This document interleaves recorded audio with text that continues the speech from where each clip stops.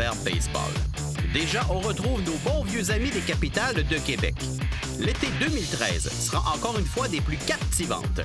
La concession fête tout d'abord son 15e anniversaire et le vétuste mais combien historique stade municipal souligne un 75 ans bien mérité. D'ailleurs, de belles nouveautés se retrouvent sur les buts. Au niveau des nouveautés, c'est sûr que l'heure des matchs le samedi va être différente cette année. Donc, les matchs vont commencer à 18h05, une heure plus tôt.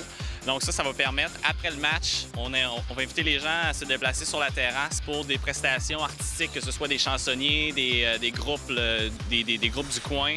La soirée cinéma va être un samedi, donc le film va être projeté plus tôt. Ce fait-là de déplacer les matchs à 18h le samedi, ça nous force à déplacer aussi les feux d'artifice le vendredi soir après le match.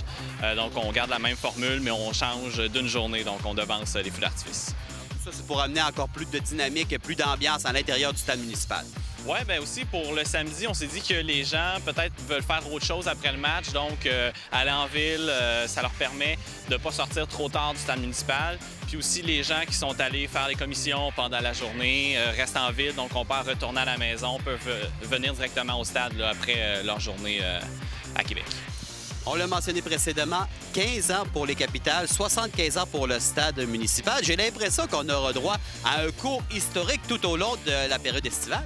Oui, bien surtout marqué par même trois dates principales là, pour souligner ces deux fêtes-là. Donc, le 4 juin, on a la soirée du 15e anniversaire. Le 4 juin, c'est pas une date qu'on a choisie comme ça là, parmi l'éventail de dates, non. Parce que le 4 juin 99, bien, c'était le premier match au stade municipal. Donc, 15 ans plus tard, on va souligner les 15 ans, la 15e saison des Capitales.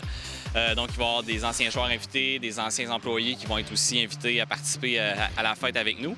Ensuite, le 3 juillet, on a la soirée du 75e anniversaire du stade. Encore là, c'est pas une date choisie au hasard. On sait que le 3 juillet, c'est la date de la fête de la Ville de Québec.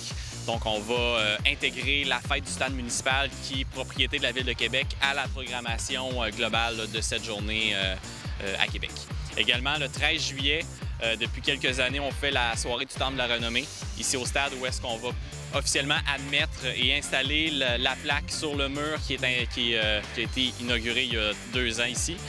Cette année, ça revêt une petite saveur locale encore plus que les dernières années parce qu'on a, oui, Denis Boucher qui est un lanceur de la région, mais on a aussi Myers Wolfe qui a été le fondateur des Capitales et Hugues Baudouin qui est intronisé à titre posthume.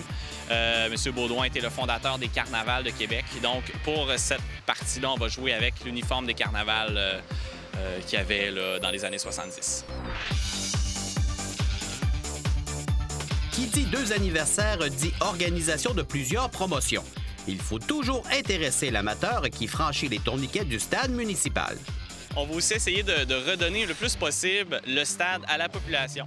Donc, c'est pour ça que le 12 et 13 août, c'est 2 journées où les Capitales sont en congé avant d'aller faire une petite série de 2 matchs à Trois-Rivières. On va faire des journées portes ouvertes du stade municipal.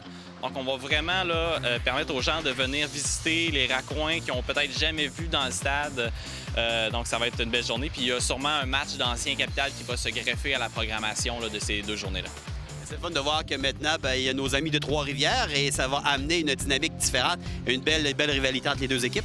Bien, on l'espère, mais déjà, dès la première série, le 16 mai, on commence contre Trois-Rivières. Ça va être intéressant de voir la réaction de la foule à ce nouveau rival qui est un peu le petit frère des Capitales, si on veut, avec Pierre-Luc Laforêt qui est gérant, Josh Colafemina, Steve Brown, des anciens Capitales qui sont maintenant rendus à l'autre bout de la 40. Donc, je pense que ça va être intéressant. C'est la première fois, en fait, que les Capitales en 15 ans ont un rival québécois.